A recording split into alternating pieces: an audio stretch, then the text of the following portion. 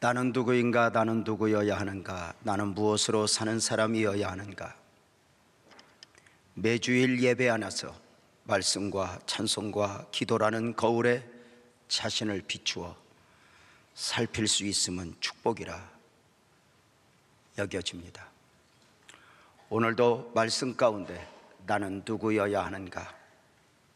새롭게 정리되는 시간이었으면 좋겠습니다. 역사를 돌이켜보면 사람들은 참으로 많은 실수들을 하면서 살아왔습니다. 지혜가 부족해서만도 아닙니다. 길고 긴 날 보면 전문가라 여겨 국가정책에 앞장섰던 저들의 헌신이 얼마나 큰 실수였는가 우리는 종종 보곤 합니다. 개인적으로도 그러하지만 정치적으로, 경제적으로 범사에 보면 교육 정책에 있어서도, 부동산 정책에 있어서도, 북한 문제에 있어서도 많은 실수를 하며 살아왔다는 이야기입니다. 때론 농업 정책의 문제였는지 농부들이 양파를 갈아엎었다 또는 무를 갈아엎었다 하면 어떤 마음이었을까 아프곤 합니다. 한때 온 세계가 인구 폭발을 염려하는 가운데 나라마다 산하 제한이라는 인구 정책이 있었습니다. 늘 좁은 땅덩어리라 여기며 살아오던 우리나라 산하 제한 정책은 좀 더 특별했다 싶습니다. 온 나라는 둘만 낳아 잘 기르자, 아들 딸 구별 말고 하나만 낳자 구호까지 만들어 외치며 삶을 엮었습니다. 좁은 땅덩어리에 인구가 많아지면 아마도 나라의 미래가 어두울 것이라 착각했던 것입니다. 어느 날부터인가 이 모든 정책을 포기하고 이제는 출산을 장려하고 있습니다. 인구 감소 문제가 재앙으로 여겨질 만큼 심각해진 것입니다. 이제는 아이를 낳으면 출산 장려금을 준다, 아파트까지 주겠다, 지방 정부마다 난리들입니다. 자녀를 셋 이상 낳으면 서슴없이 애국자라는 칭호도 붙여주곤 합니다.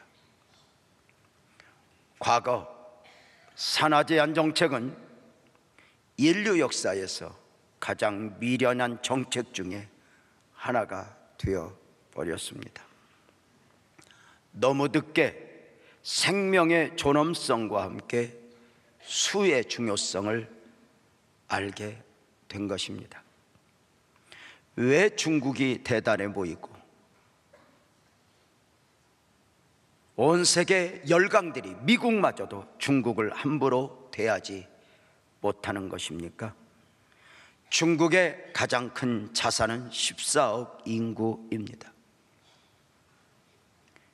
우리나라도 일사후퇴 당시 중국의 인해 전술로 인한 수의 쓴맛을 단단히 경험했습니다. 죽여도 총알보다 더 많은 숫자가 밀려오는데 무엇으로 감당할 수 있었겠습니까? 중국의 인구가 14억 정도 된다는 것인데 전쟁을 해서 저들을 한번 이겨야 한다고 상상해 보십시오. 죄송하지만 무력으로 중국과 전쟁을 하여 중국 사람을 다 죽여 승리를 작정한다면 정말 죄송한 표현이지만 하루에 10,000명씩 죽여도 100일이면 100만, 1000일, 3년이면 1000만, 30년 죽여야 10억 죽일 수 있는데 문제는 그 사이에 또 그만큼 태어납니다. 이렇게 수는 무서운 것입니다. 이런 원리에서 보면 300보다 10,000명이 낫지 않겠습니까? 10,000명보다 32,000이 낫지 않겠습니까? 그런데 하나님은 32,000이 아니라, 만이 아니라 300을 원하셨다는 것입니다. 요즘같이 첨단 전쟁도 아닌데 말입니다. 당시의 전쟁이었다면 육탄전이었을 것이니 숫자 싸움 아니었겠습니까? 그런데 하나님은 300을 원하셨습니다. 그 300이 감당해야 하는 미디안 군대는 메뚜기 떼 같다 표현하고 있으니 그 수가 13만 5천이었습니다. 메뚜기 떼같이 밀려온 미디안과의 전쟁을 앞두고 300을 원하셨다. 그 하나님을 이해할 수 있으시겠습니까? 먼저 시대적 배경을 보면 사사 기드온 시대의 이스라엘의 현실은 모든 면에 암흑기였습니다. 사사기 6장 1절에 보면 이스라엘 자손이 또 여호와의 목전에 악을 행하였으므로입니다. 또 사사기서의 죄악을 한마디로 표현하면 자기 소견에 옳은 대로입니다. 하나님의 원하심, 하나님의 뜻 다 외면하고 어느 날부터인가 내가 무엇을 원하느냐, 우리가 무엇을 원하느냐 결정하며 여호와의 목전에서 악을 행하자, 반복하여 악을 행하자. 7년 동안 그들을 미디안의 손에 넘겨주셨다고 말합니다.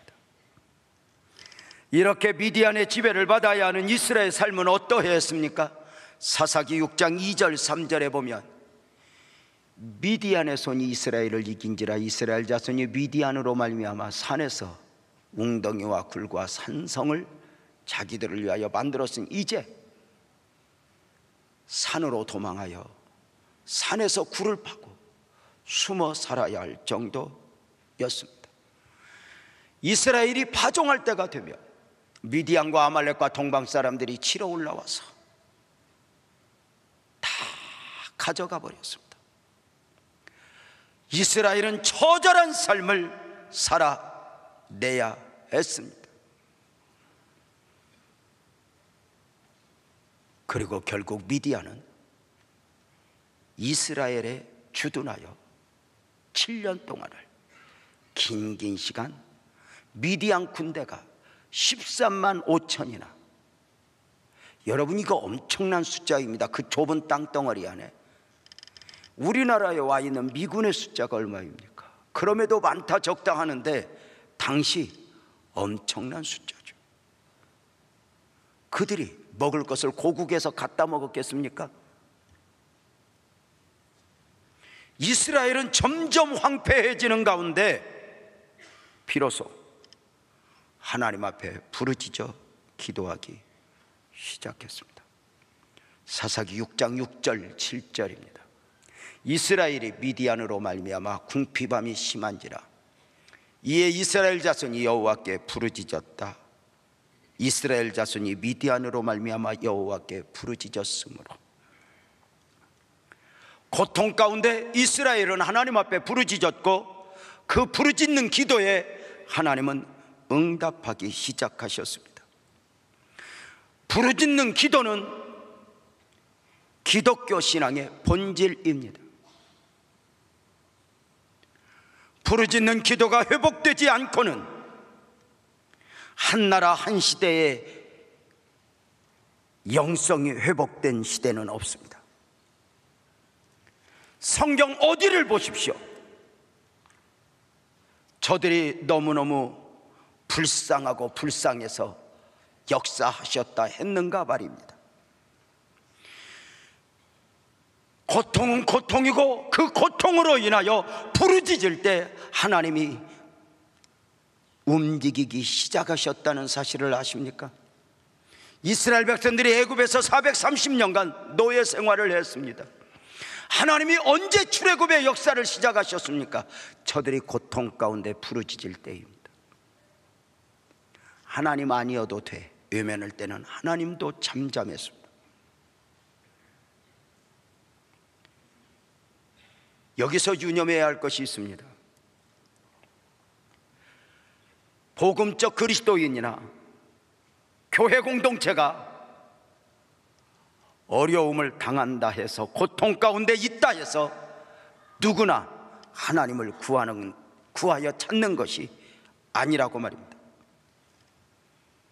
복음적 그리스도인으로서, 교회로서 어려움은 어려움이고 부르짖어 하나님을 찾아 구할 수 있다면 그것은 은혜입니다. 또 하나, 조금 전에 말씀을 드렸던 대로 사람이 어려움을 당했다고 해서, 고통 가운데 있다고 해서 하나님이 반응하는 것이 아닙니다. 기도로 하나님을 구할 때 역사하시니, 종종 말씀을 드리지만 이런 표현입니다. 하나님은 물에 빠진 사람을 구해주지 않는다고 말입니다. 물에 빠져서 사업에 어려움이 와서, 가정에 어려움이 와서, 누구 때문에 빠졌어요, 누구 때문에 힘들어요, 누구 때문에 억울해요 징징거리면 하나님이 그냥 두십니다. 누구 때문에 물에 빠졌든지, 누구 때문에 무엇 때문에 어려움이 왔든지 다 도와두고 내가 하나님을 믿는 사람으로서 주파수를 하나님께 맞추고 하나님을 기도로 찾아 구할 때 하나님이 역사하십니다.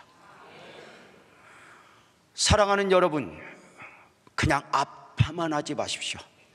그냥 억울해만 하지 마십시오. 바라기는 여러분 안에 주님 앞에 부르짖어 구할 수 있는, 기도로 말할 수 있는 복된 은혜가 여러분 모두에게 있기를 주님의 이름으로 축원합니다.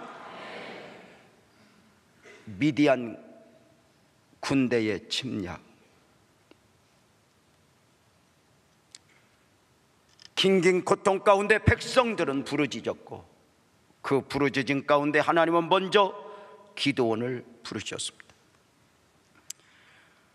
앞서 부름받은 기드온은 군대를 모집했습니다. 강제로 모집했는지 32,000의 용사들이 모였습니다.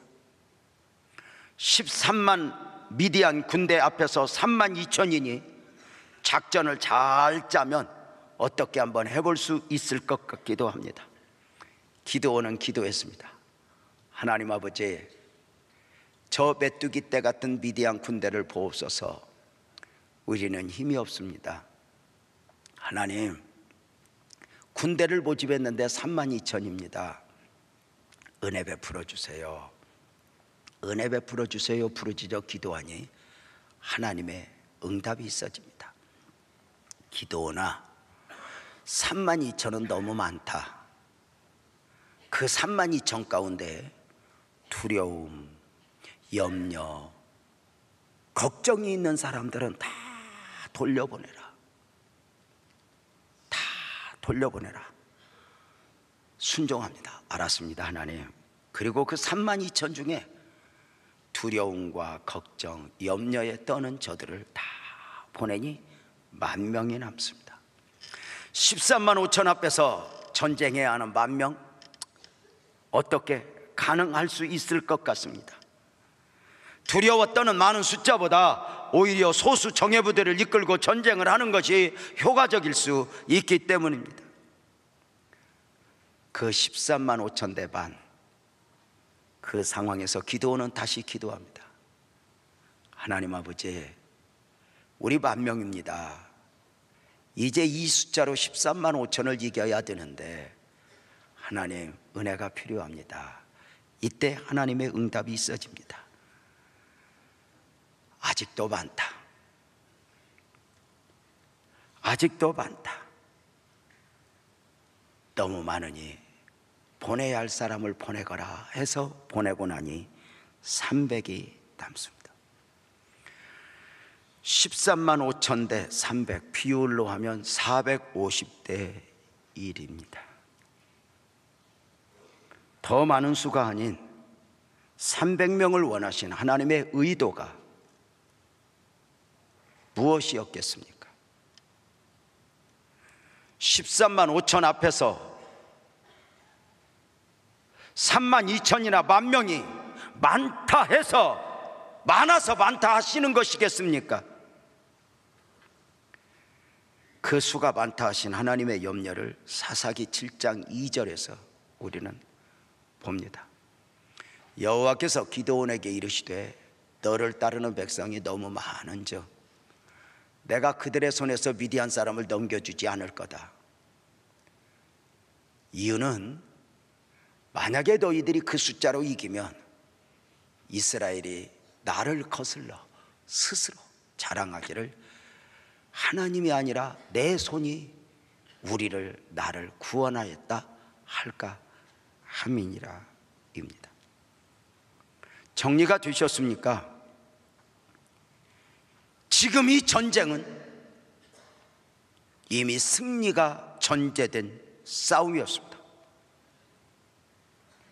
승리가 전제된 하나님의 싸움 앞에서 하나님의 염려가 무엇입니까? 많은 수 3만 2천을 가지고 13만 5천을 이기게 되면 하나님의 은혜를 바람도 있지만 자신의 지혜, 자신의 재주, 자신의 능력을, 자신의 솜씨로 이겼다 할까 염려하신 것입니다. 인간 안에는요,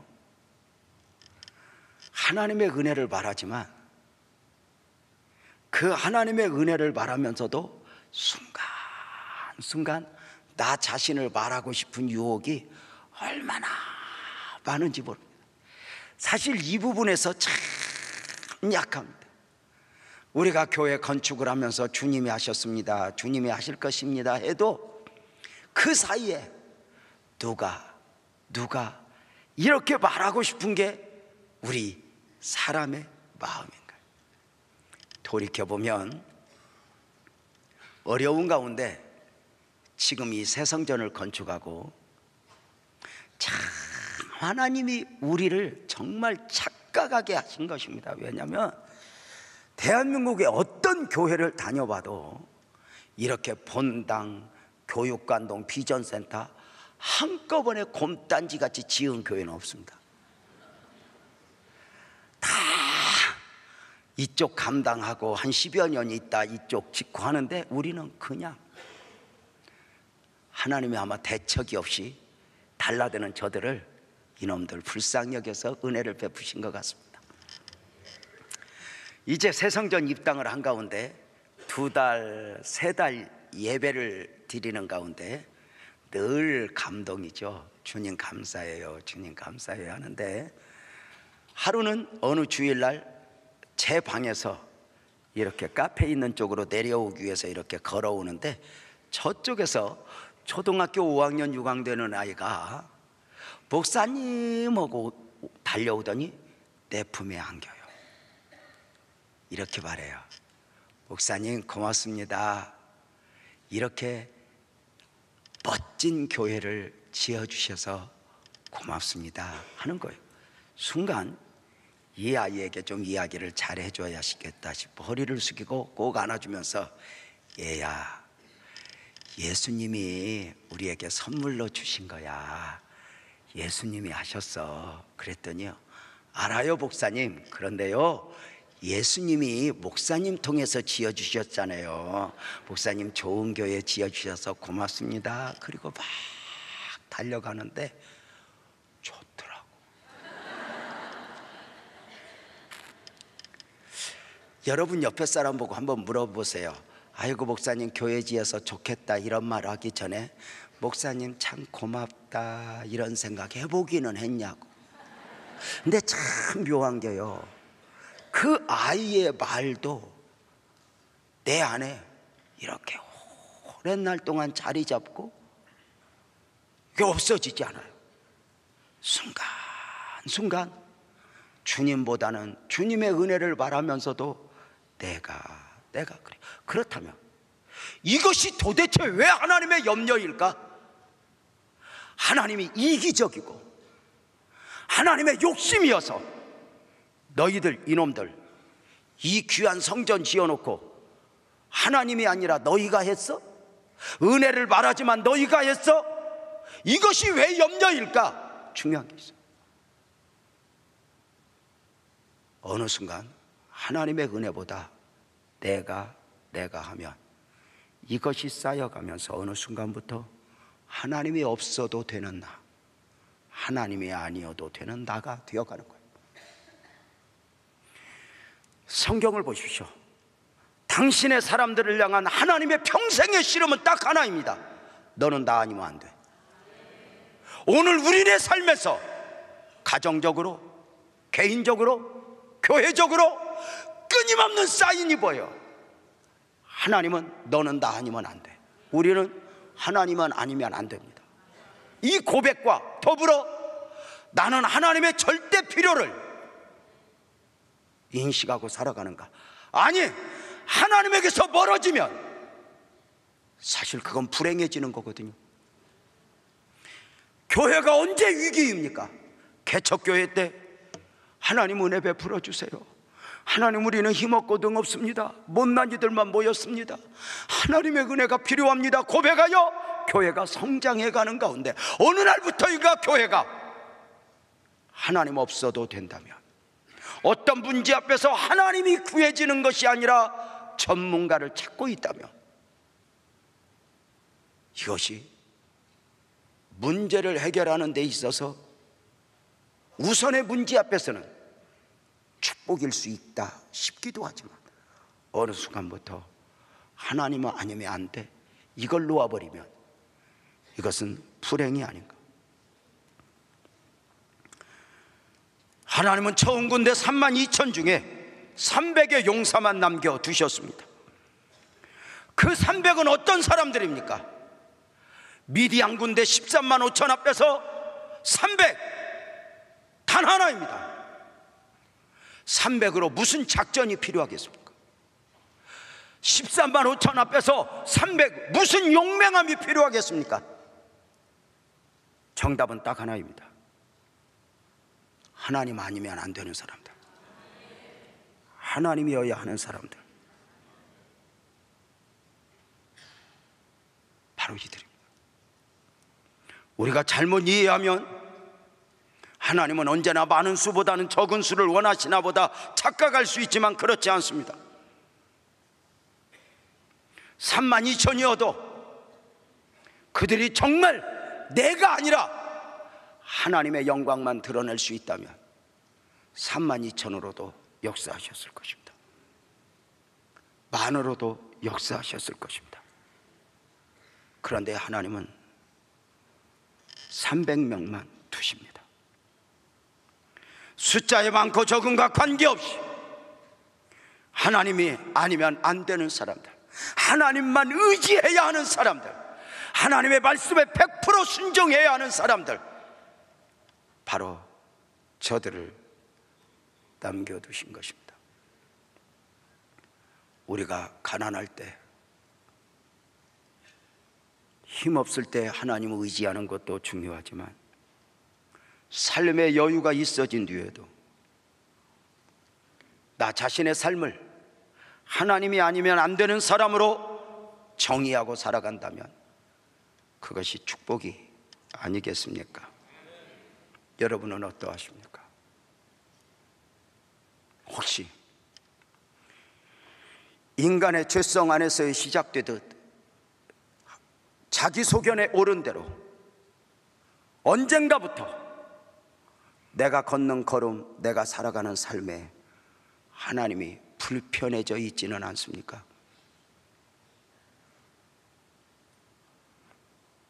이제 전쟁을 앞두고 떠나간 사람들과 은혜 입은 사람들을 좀 생각을 해보려고 합니다.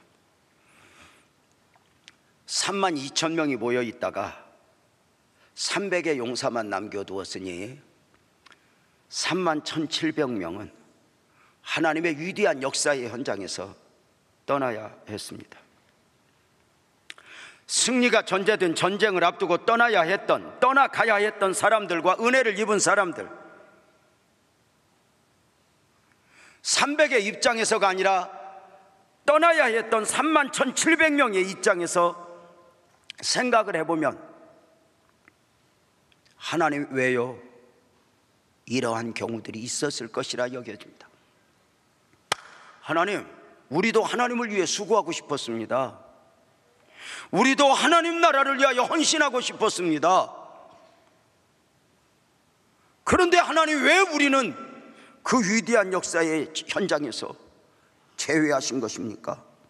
우리에게 문제가 있는 것입니까? 하나님의 일방적 선택에 문제가 있는 것은 아닙니까?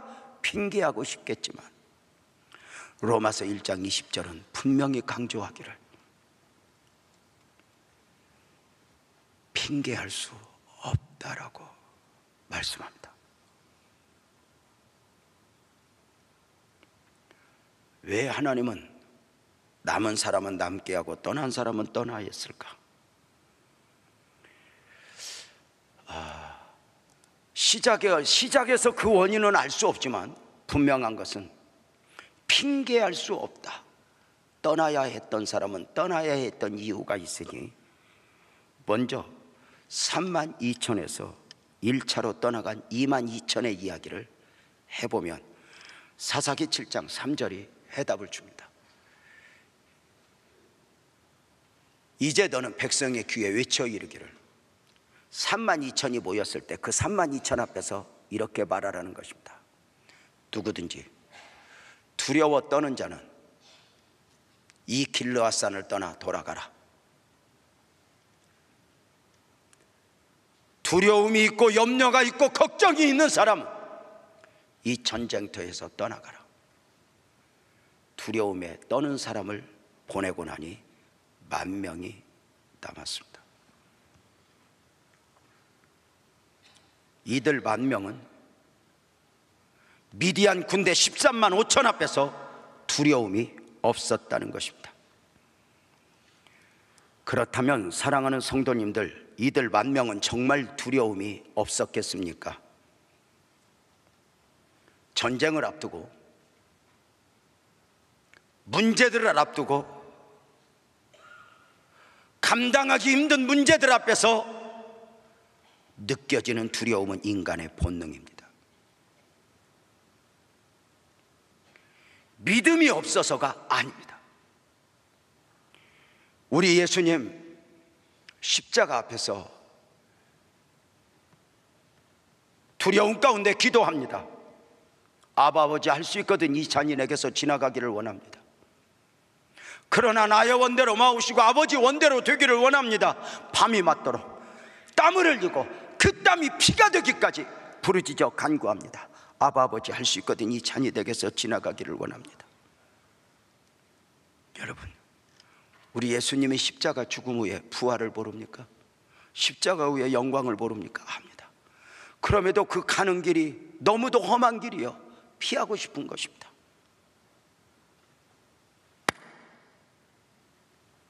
예수님이 믿음이 없어서가 아닙니다. 다시 말씀을 드리지만 전쟁을 앞두고 감당하기 힘들 정도 밀려온 문제들 앞에서 가지게 되는 두려움과 염려는 인간의 본능입니다. 10,000명뿐만이 아니라, 아니 22,000명뿐만이 아니라 10,000명까지 다 함께 32,000은 미디안 군대 앞에서 다 두려움과 염려가 있었습니다. 그런데 22,000 돌아간 사람들은 누구인가?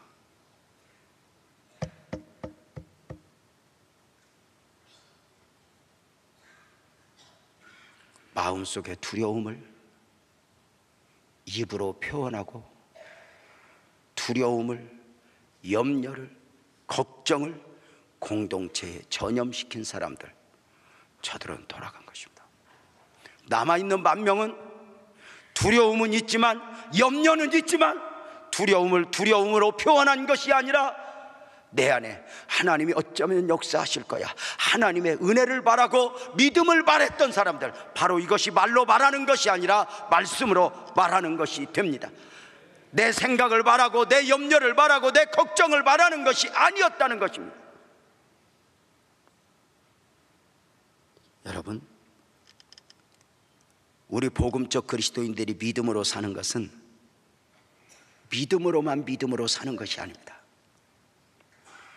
사실 예수님 안에도 두려움이 있지 않았습니까? 가나안 정복에 앞장서야 하는 여호수아에게도 두려움이 있었다는 거 아십니까? 여호수아 1장 9절에 보면 내가 내게 명령한 것이 아니냐, 강하고 담대하라, 두려워하지 말라, 놀라지 말라. 지금 여호수아는 모세를 이어 영도자의 사명을 맡아 가나안 정복을 해야 할 때 두려움이 있는 거예요. 대단한 모세 목사님도 얼마나 힘들어 했는가를 아는데 나 같은 것이 이것을 감당할 수 있을까? 하나님이 나에게 은혜를 베푸실까? 저 백성들은 나와 함께 해줄 것인가?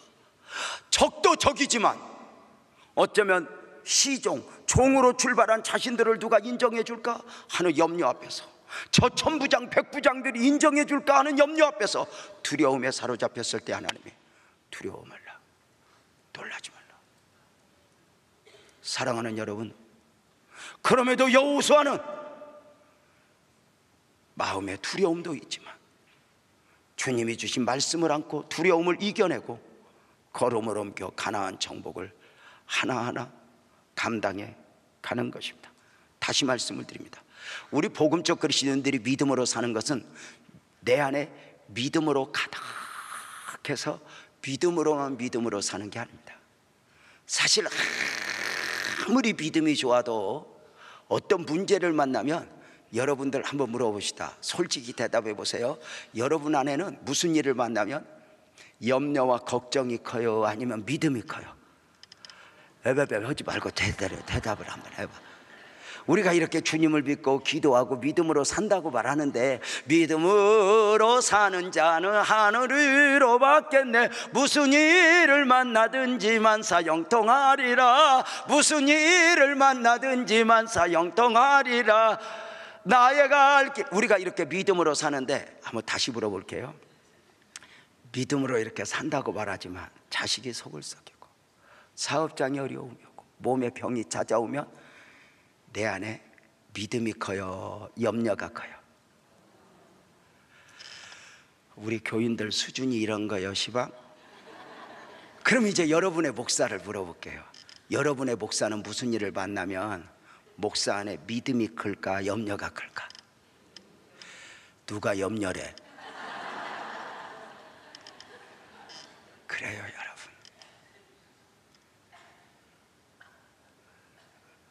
이렇게 믿어야 된다고 외치지만 어느 순간에 무슨 일을 만났을 때 목사 안을 들여다보면 염려는 농구공만 해. 농구공만 한 게 내 안에 다 들어와서 나를 짓눌러서 때로는 잠도 못 자게.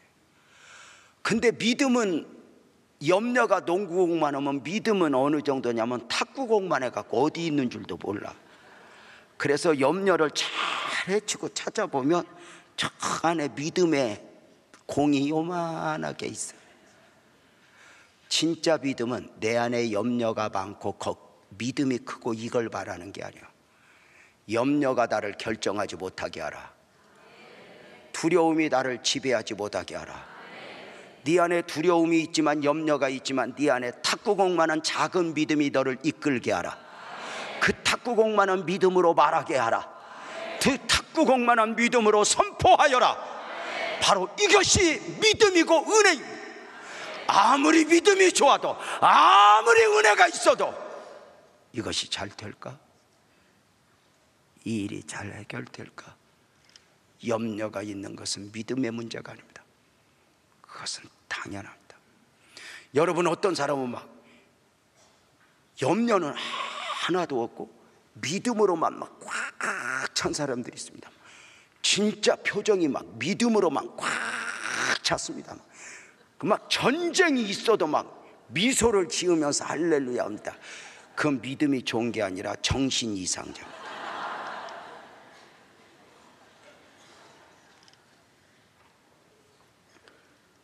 얼른 이 용어밖에 생각이 안 나서 말씀드리는데, 미치면 어설프게 미치니까 힘들지, 진짜 미치면 빨가벗고 깡통을 돌리면서도 웃어.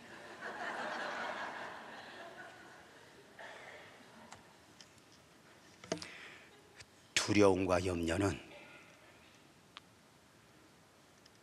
내 안에 공존합니다. 믿음도. 믿음은 보이지 않는데 염려는 눈으로 보는 것입니다. 그런데 그 염려에 짓눌러 버리면 아무것도 할 수가 없습니다. 이 성전 건축할 때 목사는 하나님의 감동 따라 성전 건축을 시작했지만, 설교할 때마다 주님이 하실 것입니다, 주님이 하십니다 외치고 외쳤지만, 집으로 돌아가면 이 성전이 제대로 지어질까? 전깃불은 켤 수 있을까? 강단에서 설교는 한번 하고 죽을 수 있을까? 근 3년 동안 거의 불면증으로 잠을 이루지 못했습니다. 그때마다 하나님, 저를 제물로 받으세요. 저 강단에서 설교 안 해도 좋아요. 주회전이 세워지게 해주세요. 잠을 이루지 못하고 그 울었던 세월 참 많습니다.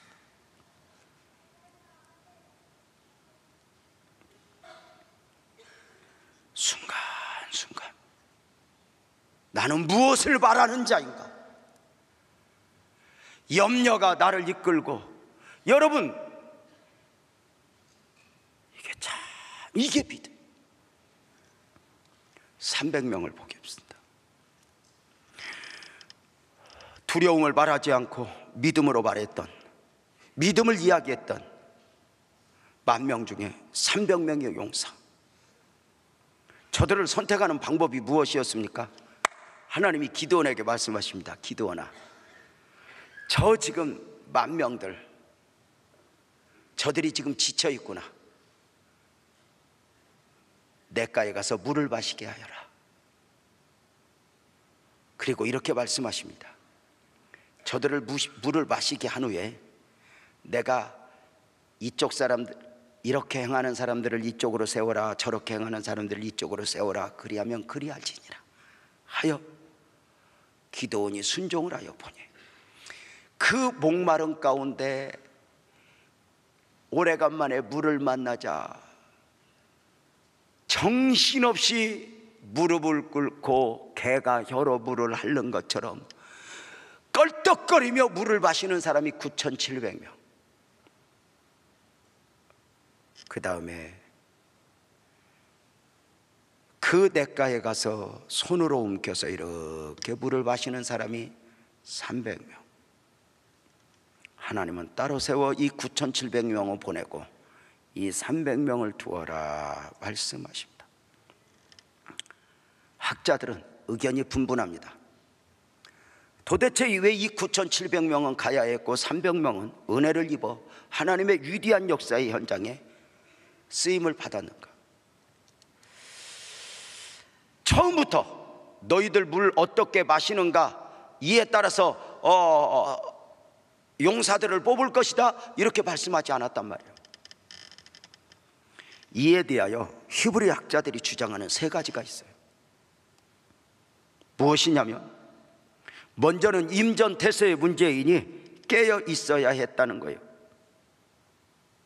손으로 움켜대고 물을 마시는 자는 깨어 있는 자였고 긴장을 풀지 않았고, 우선의 목마름 앞에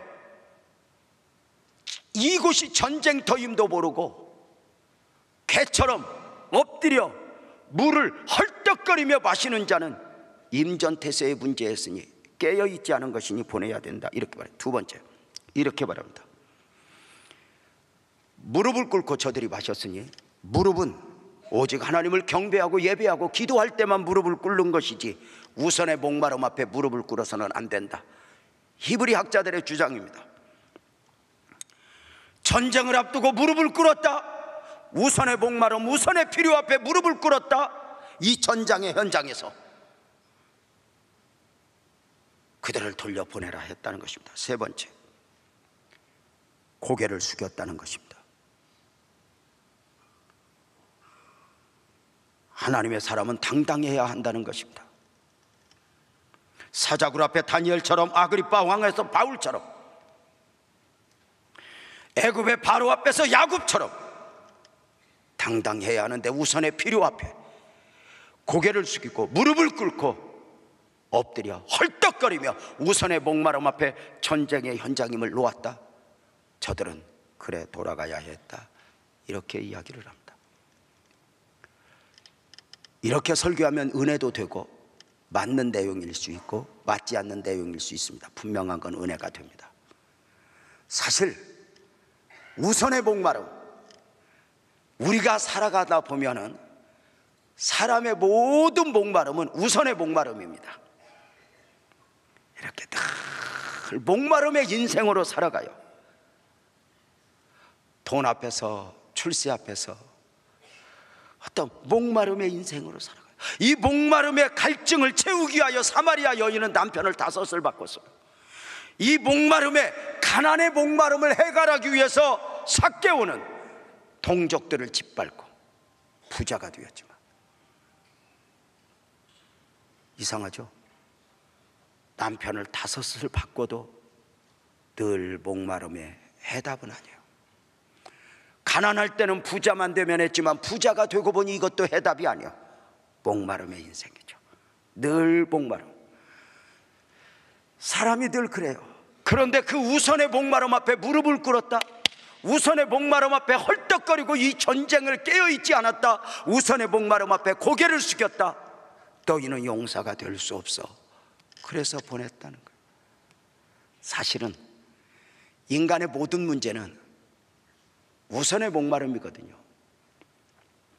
이것 아니면 큰일 나, 이번에 큰일 날 것 같아 하지만 다 지나가죠. 몸 아픈 것도 마찬가지예요.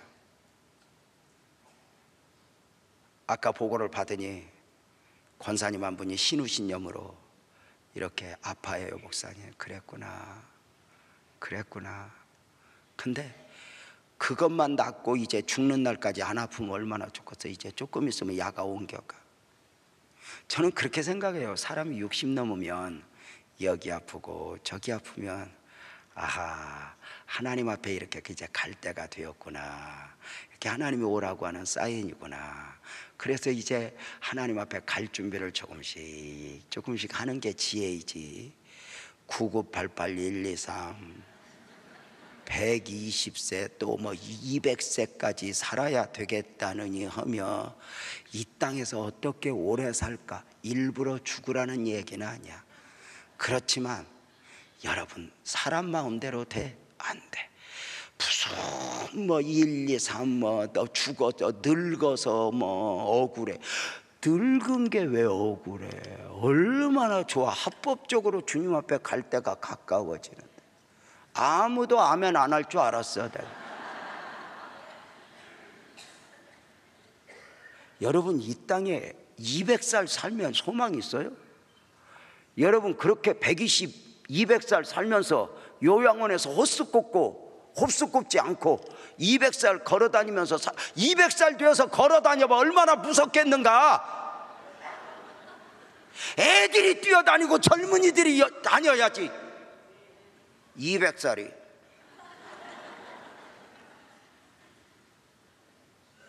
이 땅에 하나님 나라가 아니면 무슨 소망이 있어요? 그 우선의 목마름 앞에 하나님도 생각 안 나고 우선의 목마름 앞에 헐떡거리면 이것이 무엇이냐 말이에요.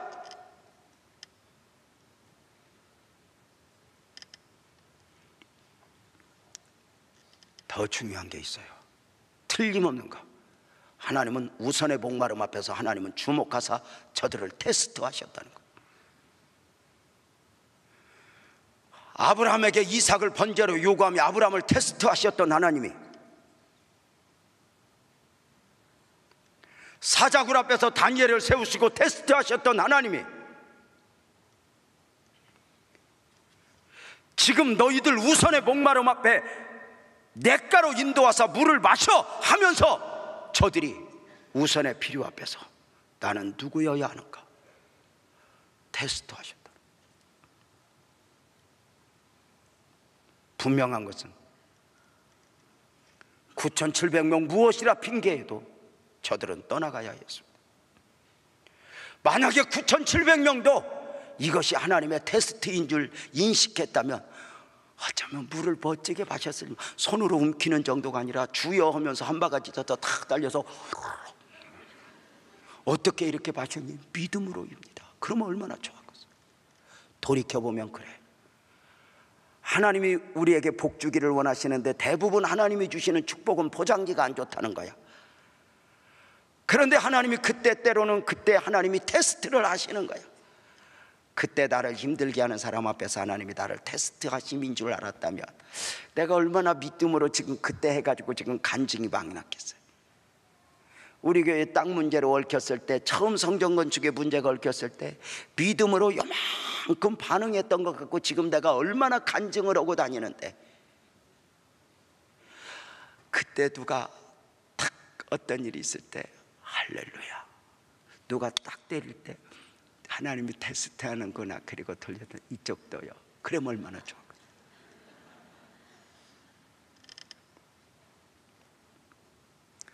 억지로 속옷을 달라고 재판하는 사람 앞에서 이것이 테스팅인 줄 알았다면 얼마나 좋았겠어.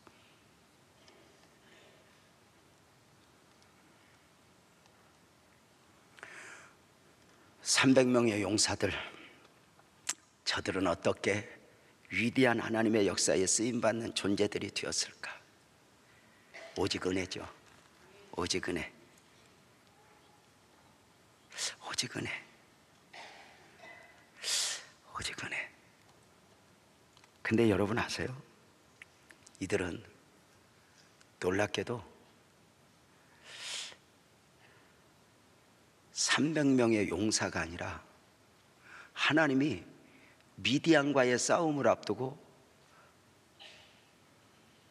300명의 용사들을 남겨둔 게 아니에요.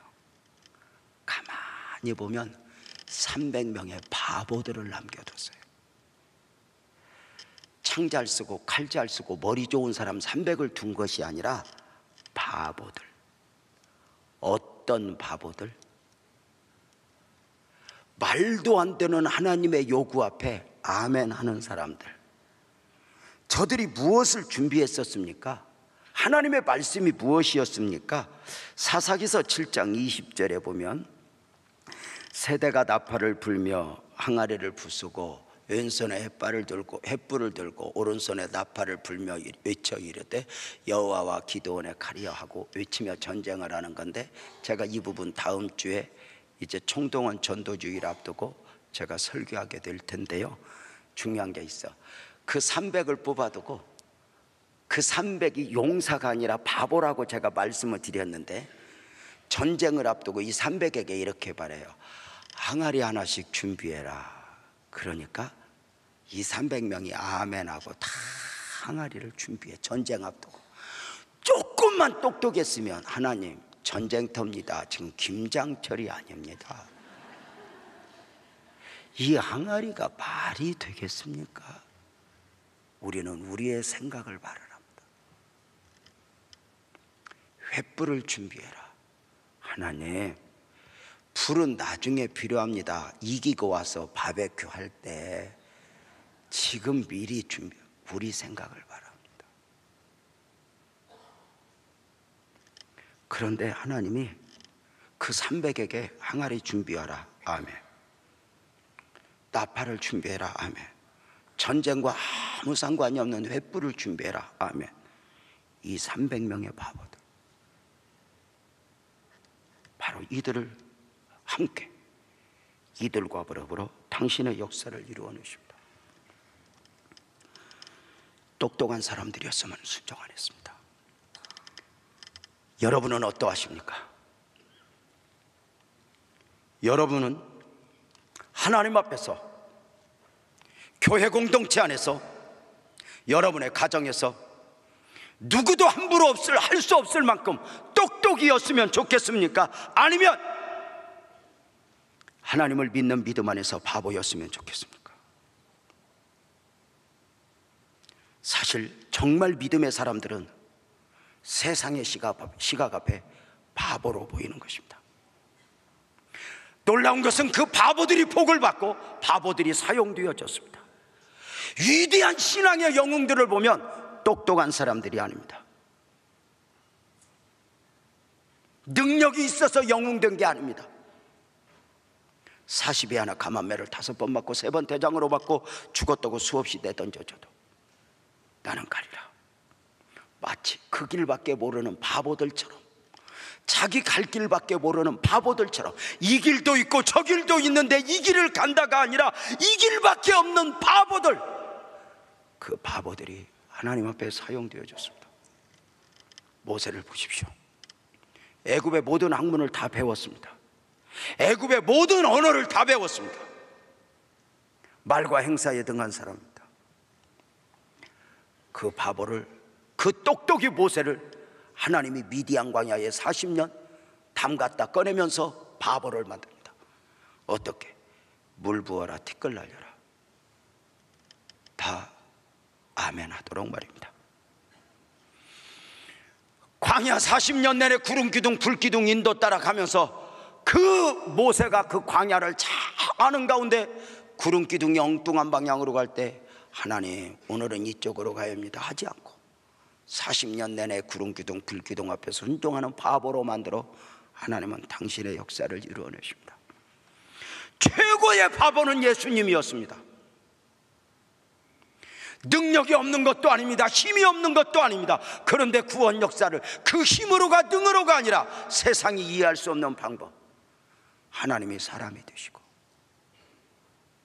사람이 되신 가운데도 바다를 잔잔케 하시고 죽은 자를 살리는 그분이, 하늘의 12군데를 부를 수 있는 그분이 때리면 맞고 끌고 가면 끌려가고 침뱉으면 침뱉음을 당하고 십자가에 높이 달려 처절하게 물과 피를 쏟는 가운데 로마 군병이 창을 찔러 내려와봐 우리가 믿을게 외쳐도 내려올 수 없는 바보처럼 죽어가며 당신의 역사를 이루어내십니다. 놀랍게도 300명은 용사가 아니라 지금 바보였다고 말씀을 드리고 있습니다. 바보여서 바보가 아닙니다. 하나님 앞에서 하나님을 믿는 믿음으로 스스로 바보가 되기로 작정한 사람들, 세상이 보기에 십자가의 도가 미련하게 보이는데 십자가의 길, 마치 그 길밖에 없는 사람처럼 우리는 또 한 걸음 또 한 걸음 가니. 여러분, 어떤 사람이 신앙의 승리, 어떤 사람이 축복을 받고 어떤 사람이 신앙에서 승리합니까? 어떤 사람이 은혜를 입습니까? 똑똑이가 아닙니다. 바보들입니다. 보십시오. 이쪽 때리는데 이쪽도 마저 때려주세요. 바보 아닙니까? 누가 나에게 억울하게 하는데 변명하지 않고 죄송합니다 말하는 게 바보 아닙니까? 때로는 우리가 믿음으로 살아나면 남편 앞에 바보가 되고 자식 앞에 바보가 되지 않습니까? 언제 문제가 생깁니까? 이제 바보 그만하고 똑똑할 거야. 이때 문제가 생기는 거 아닙니까? 사랑하는 여러분, 바보로 살다가 한번 똑똑한 척하고 얼마나 영육간의 손해를 보고 대가를 지불하는지 아십니까? 여러분, 바보, 하나님이 아니면 아니 되는 바보, 그들이 믿음의 영웅들이 되었고 바로 300용사 300명의 바보로. 여러분, 여러분들은 가정에서, 교회에서 내가 바보인가? 혹시 누가 그러할 것, 그들의 판단이 두렵습니까? 괜찮습니다. 여성분들 혹시 집에서 남편 앞에서 나는 왜 이렇게 바보 같냐, 나는 이렇게 평생 바보로 살아야 하나,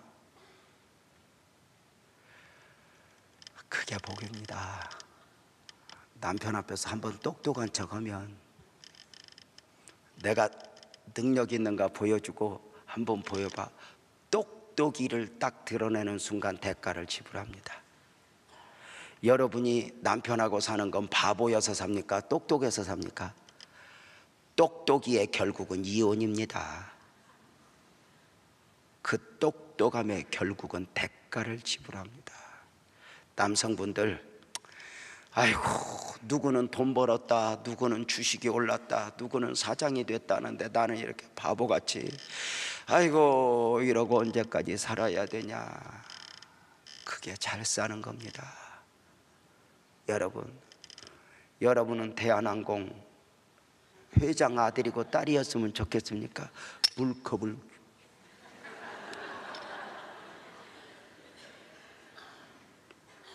여러분, 자신을 조절할 능력이 없는 가운데 가진 힘은 저주입니다. 신앙 안에서 자기의 영성을 조절할 수 없을 만큼 명예가 덧입혀지고 힘이 덧입혀지면 저주입니다. 내게 있어 기본은 하나님의 사람으로 사는 것입니다. 여러분 용기 내십시오. 우리 새끼 먹고 삽니다. 기죽지 마십시오. 쫄지도 마십시오. 내 밥 먹고 내 잠 자고 내 옷 입으면 쫄지도 마라. 내 걸음 걸으면 당당하게 살아. 여러분 그냥 바보는 아닙니다. 하나님이 아니면 안 되는 바보.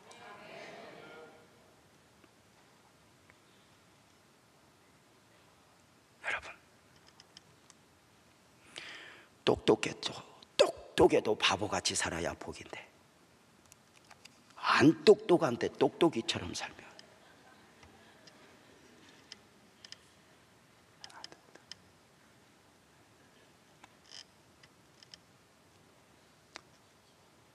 사랑하는 성도님들, 한 가지 믿고 선포하며 말씀 마칩니다. 하나님이 여러분을 사랑합니다. 여러분과 함께입니다. 혹시 병이 있습니까? 혹시 아픔이 있습니까? 우선의 것입니다. 우선의 목마름 앞에 헐떡거리며 하나님의 사람인 나를 놓아버리지 마십시오. 하나님의 사람으로서의 우뚝 서십시오. 결국은 하나님의 사람으로 승리하게 될 것입니다. 하나님이 여러분 사랑한다고 믿으면 아멘.